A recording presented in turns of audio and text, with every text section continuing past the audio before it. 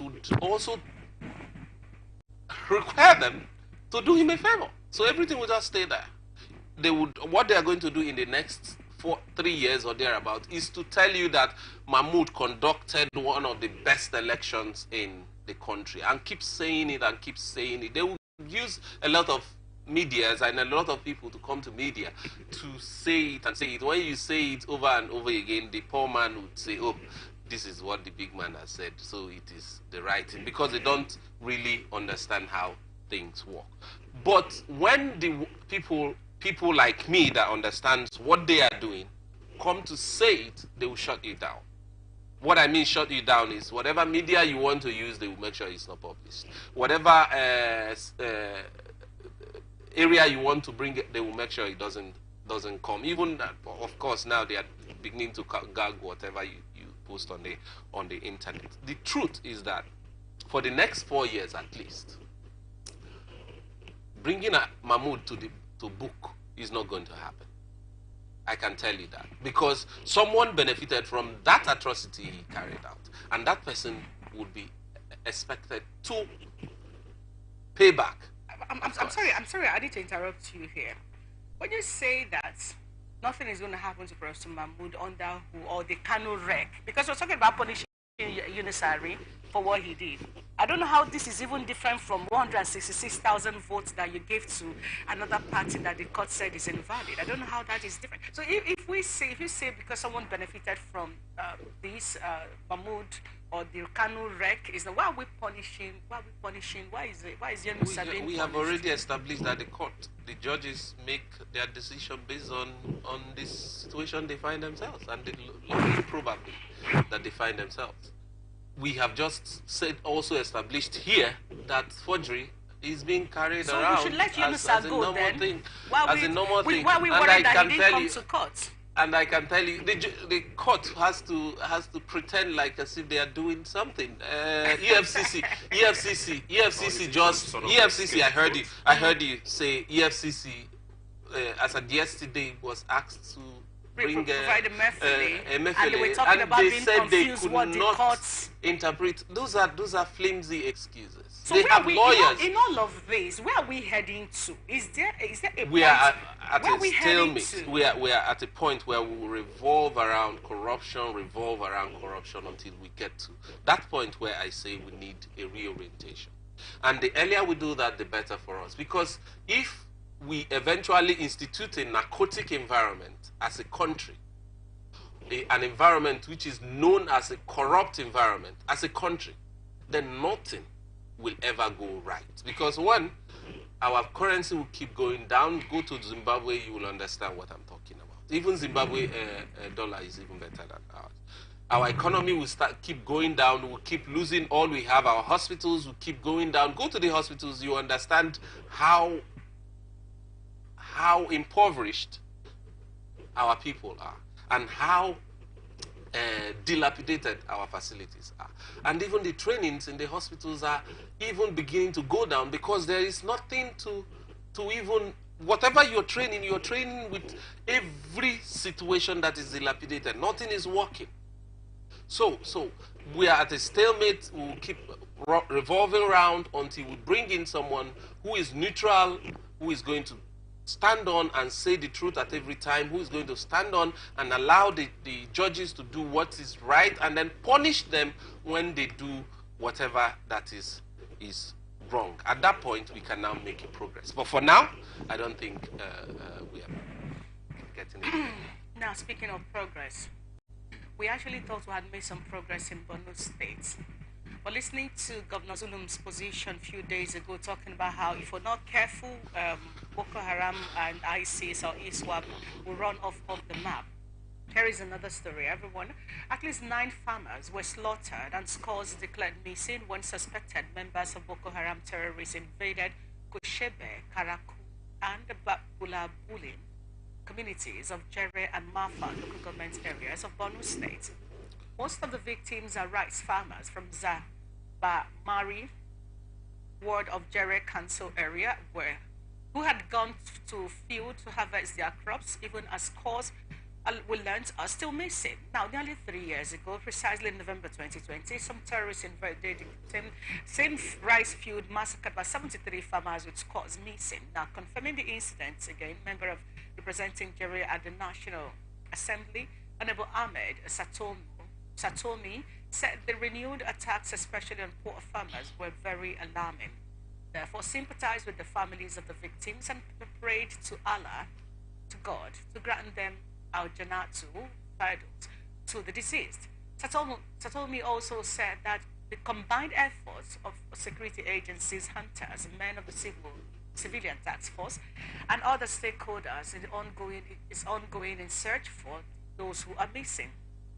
Well, through our correspondent reports, we learned that during the harvesting period, Boko Haram terrorists have intensified series of successful attacks and killing of farmers in Bama, Gozo, Mafa, Gunduga, Gamborum, Gala, Dikwa, Mate, Jere, Maiduguri Metropolitan, Kansu, Monguno, Kaga, and many local government areas in Borno State without confrontation. All right. Without confrontation. Like I said, one would think that we have made some progress in Borno State. Zulum has been trying his best at the expense, the risk of his life and all of that. But when he came out 2 days ago to say, look, listen, if nothing is done, these guys are going to run us off the map.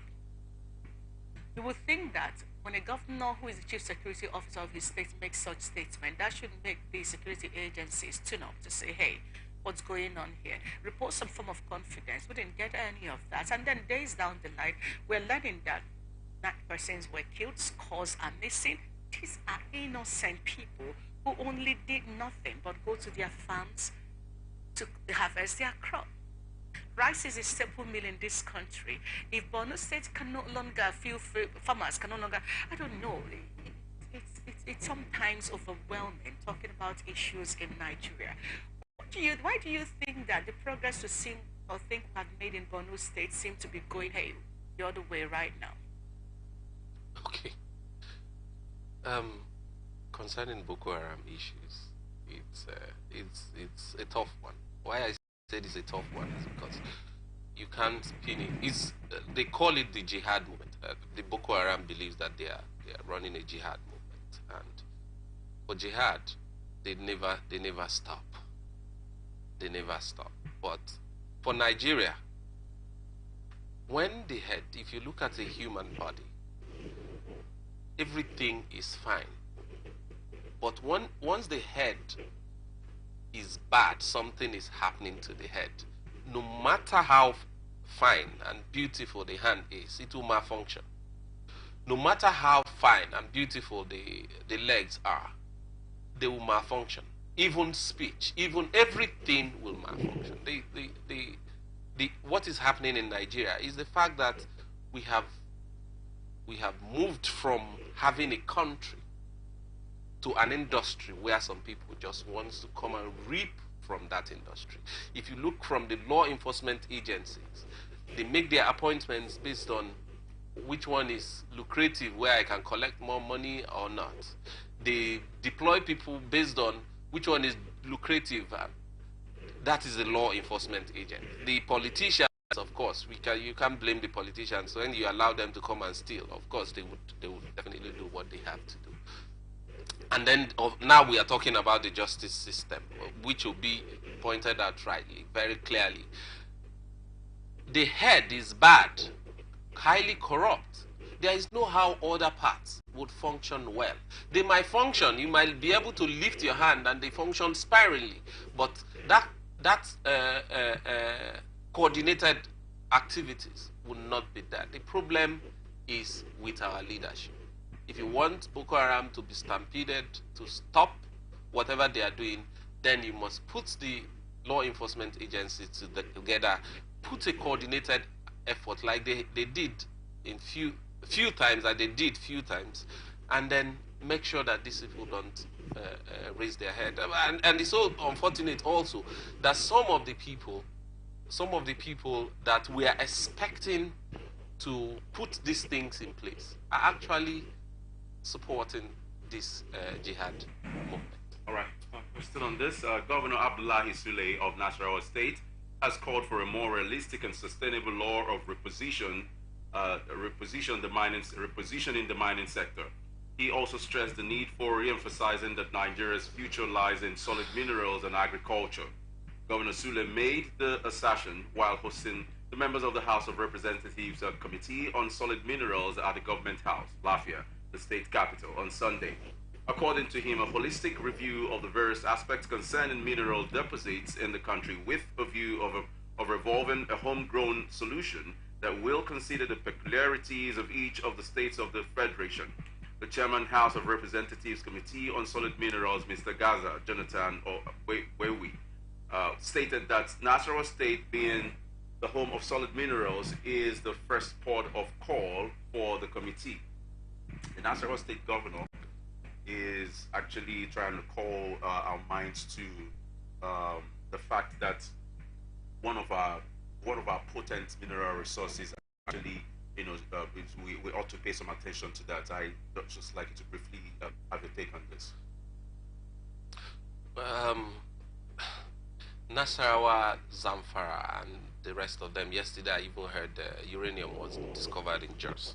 So, solid mineral is a part of our natural resources that we haven't really tapped on. Really, we have really neglected it. It's something that the federal government needs to give more attention to, because it's also a source of revenue, even if I think that the revenue of every country is not only on natural resources, it's more on human resources than the natural resources. But these areas are areas that we need to put attention for. If not for anything, I'm just telling the politicians who are already stealing, if not for anything, at least you have some more money to steal. But then, but then they should put their heads and put the solid minerals to they should put more attention to the solid mineral and generate more revenue for the country. And I think Dela Alake, that's where he is. He should. He's a sound man. I've followed him over the years, and I know that if he puts his head into wanting to make things work and put away the spirit of stealing, he will be able to come up with something. I'm very sorry I'm so blunt about these things, because I'm so angry about, over the years the country hasn't made any progress, and the only way I can do anything is to bring these things to the forefront and let people talk about it. All right, thank you very much. Let's quickly look at BASE, Joint Task Force of the Federal Capital Territory Administration, has handed down a one-week ultimatum to squatters in Akpo Dutse Banteka, Dutse district of the FCT. Coordinator of the team and Director of Development Control, Mukhtar Galadima, who was at the scene on Monday to interface with the squatters, noted that last week that the task force received an intelligence report on increased robbery in the area. Galadima noted that the place was demolished before by previous administrations, and that more recently a lot of sensitization had been carried out to get the squatters to relocate or fix demolition within the next 1 week. While explaining the place has been allocated for residential purposes, Galadima said the team would clear it for the owners to take over their plots and develop them accordingly, adding that illegal squatters should respect the constituted authority. Secretary Command and Control in the FCT, Dr. Peter Olumu, on his part, explained that the task force has been receiving reports of criminal attacks on an estate in the area, adding that once the illegal settlement is cleared, the crime rate within the districts would be reduced. Okay, the primary responsibility of every government is to protect lives and property. So now, you're trying to protect the property of some persons who own the Apo Dutse property where the squatters are. That's okay, that's fair. But you are also responsible for those Nigerians who are there. Now, some of these policies or processes that government puts in place sometimes, my basic understanding of these things should be, okay, identifying who are these people. Are they natives? Are they just residents? Where are they coming from? Are they coming from the states where we can relocate them? By and large, these are the people that makes up Abuja for what it is. So now, when you say you've demolished there before, the past administration. They couldn't use it. You had to come back again and all of that and all of that. Okay, you've given them enough warning, supposedly. So where exactly are you taking them to? There is something I have understood about the government of Nigeria over the years, and that is the fact that they don't pay attention to fine details. They don't, when they want to carry out activities, they prefer the one that will be easier for them to do, irrespective of whoever it affects. They will prefer to demolish instead of looking at the fine details of putting these people out of the environment. The truth is that when you have a society where nothing is working, people don't have jobs. People eat only when they steal. Not that they really, really, really want to steal, but because they look right, they look left, there is nothing to do to earn a living, and they resort to stealing. Of course, people will have to live. So, demolishing the environment is a plan. But the better plan, from what you have rightly said, is resettling these people, getting the fine details about why they are there, and resettling them and making the place a better place. I can bet you that the government will not want that part because it will require them to put in more energy. They don't want to do that. They want to go stay with their girlfriends, tell their whatever, to just demolish the place. We don't want to have contact with them. And of course, they don't want to have contact with the commoners, because when you come to the streets and you want to talk with the commoners, they will lynch you. Why would they lynch you? Because you have over the years been stealing from them. So if we look at this, you understand that our country is going in a circle until we get a better person. And we hope that P2B will have the courage to lead the revolution. Okay, all right, thank you. This is actually the FCT we're talking about, yes. Supporters, and it's something that can't really be ruled out in almost all the states. You will have these people, even across the world. Yeah, that's correct. Yeah. That's correct. Look at the news in the US. Some of them are even being fed by governments. Yeah. Absolutely correct. But so homeless people are everywhere. Okay, then let me take the cue from my colleague. You know, the question I was actually going. So okay, so why can't Nigeria actually take care of these people? You know, as in, you know, is it too much for the government? They are the same people that vote for you during elections. Yes. Is it too much for the government to actually have some kind of laws that actually takes care of people that are somehow not disposed to, you know, take care of themselves in that level? Oh, first, to add to that, isn't that what a Better Edo's ministry is supposed to be about? Okay, first, let me tell you. Sorry, I'm a bit off my head this morning. Sometimes these things, I'm trying to let me tell you. There was a statement you made that these people voted for you. That is not how the politicians, the Nigerian politicians, says it. They know who voted for them. And for you to come and say we voted for you, it's not true. And the two of us know that if it was by free and fair election, nobody voted for them. That is one. You have to establish that. So if they already know that you did not vote for them, wanting to do something to help you will be difficult. Because they have an agenda. You did not vote for me. I used my money to buy these things, and then the next agenda for me to remain in power is to still look for a way to get more money so that I can become, from House of Representative, I can become a senator. And so all these things you're talking about, people homeless, is bullshit. It will waste my time. It will take away. We will still go back to the same place. Okay. Let the people decide what happens, then the people will be able to reap from the administration they have made the decisions. All right, okay, let's get straight to the next conversation for the sake of time. Ministry of Labor and Employment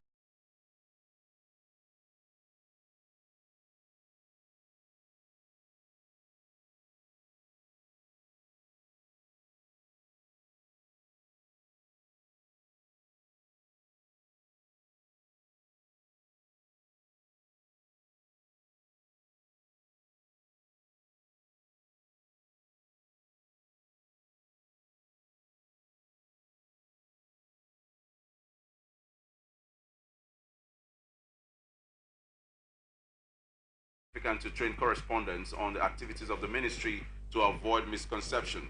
Emmanuel said that the expected outcome of the workshop is to increase the newsmen's understanding of the ministry's responsibility on implementing employment and wages policies.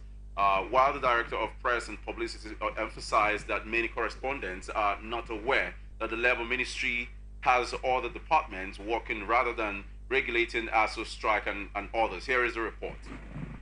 Okay, because of our time, we cannot take the correspondent reports. All right, so actually, it runs through my mind. When you talk about this kind of training, it's in a way, are we sure that this training is actually not to their favor to kind of pattern them in a way that they could, be given reports that could go actually in line with how they want things to be? Because are they actually supposed to be put in that light of training? There are professional institutes. If you feel your reporters needed training, there are professional institutes in this country that should have done that. Okay. The country generally, we are not making plans to move forward. We are just making plans to favor people so that they can have opportunity to maybe better their lives. But at the end of the day, none of them is actually making the best out of their lives, because when you don't make something happen, at your old age, you can't remember anything. You cannot be remembered for anything. And all of us, despite all these monies we are looking for, we will get to a point where they will not mean anything. And then the only thing we will go back to now, ask ourselves, is what have we done to our society? What have we brought inside our society that would help the next generation? However, whatever they are talking about is probably somebody trying to fine-tune something to be able to collect something out of something, and so they bring up something and you keep taking the money off the purse. Meanwhile, we are looking for a place to get money to fund our project. However they want to do, they think this is the best way to go about it. Is their government, it's what they want to do. Let them go ahead. But like I had said earlier, I am not expecting, and a lot of people are not expecting anything out of whatever we are having from this government. Okay, now, when you look at this government, when you say it is their government, it is their thing, I don't think any media practitioner have a problem with the Ministry of Labour training their staff. I mean, it's a good thing that you send your staff for training intermittently. It helps in better productivity and all of that. But as a ministry, there are too many issues. Speaking about ASU, for instance, speaking about the student loan that a lot of persons are still confused about today. There are too many issues around the Labour Ministry that ought to be properly dissected and then properly projected. We needed to see the Minister of Labour having better communication on some of these things, visiting some of these institutions, saying, okay, this is where we are, not cleaning up the mess from the past administration, basically. Why do you think that training those who will be reporting the activities of their ministry have become a major component of what they are doing right now, beyond what you suggested about personal interests? Most of the people that are working in Ministry of Labour, I've been to Ministry of Labour many times to resolve issues as a student union government president and even as president of the AROD UPTH. When you talk about Ministry of Labour, a lot of the staffs have been there for years, and they understand what a ministry is all about. Is what you give to the people. And what you give to the people is a function of what you are able to generate. So when you put in a governor, a former governor who was unable to generate something as a governor, and now you're expecting him as a Minister of Labour or whatever minister, or somebody who was in a particular, who was doing a particular business and could not successfully run that business, or someone who was in a particular ministry and could not produce anything, and you now expect that they're going to look at these fine details, they want to make sure people get employment and all those stuff, then we should be looking the other way around. Where the problem is, why we are spending our money in things that are not, they are important, but not pressing needs. is because when you have people who are leading you that don't understand the scope of what they are doing, then you would see people diverting interest in things that are not pressing needs. If you look at Abia State, you will understand what OT has done. He understood that the problem right now is that all the roads were dilapidated. Immediately he started sorting them out. Stopped everything he was doing, stopped it, and then sorted it out first before talking about accessory things. So far as I'm concerned, this is accessory as it concerns the ministry. They should be bringing up something that would help our country. Even if they are doing this, they shouldn't be telling us that they are doing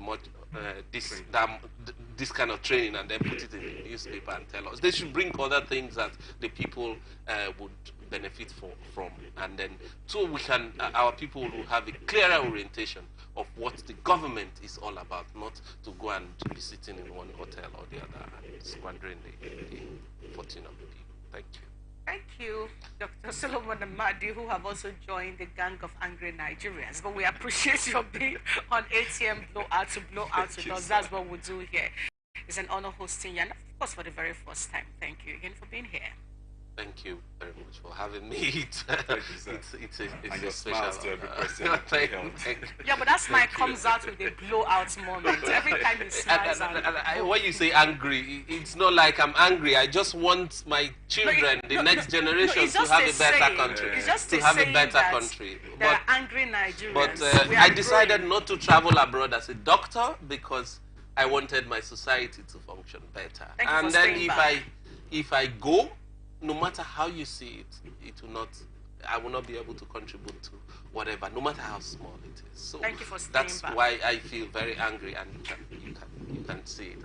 Thank you for staying back once again, and we can't wait to have you back. Kebo will have to run right now. If you miss any part of the conversation, as always, we got you covered. All you need is log on to catch up with the show. We'll discuss and blow out today. Log on to Facebook, YouTube Atlantic Television Network, and do well to also watch us live on other platforms, Atlantic Television Network.tv, or download our app ATN Live, and of course follow us on X, we're Atlantic TV Net, on YouTube, on Facebook and Instagram, we're Atlantic Television Network, and on X, we're Atlantic TV Net. Remember that peace and unity remains a pathway to progress. Enjoy the rest of the day.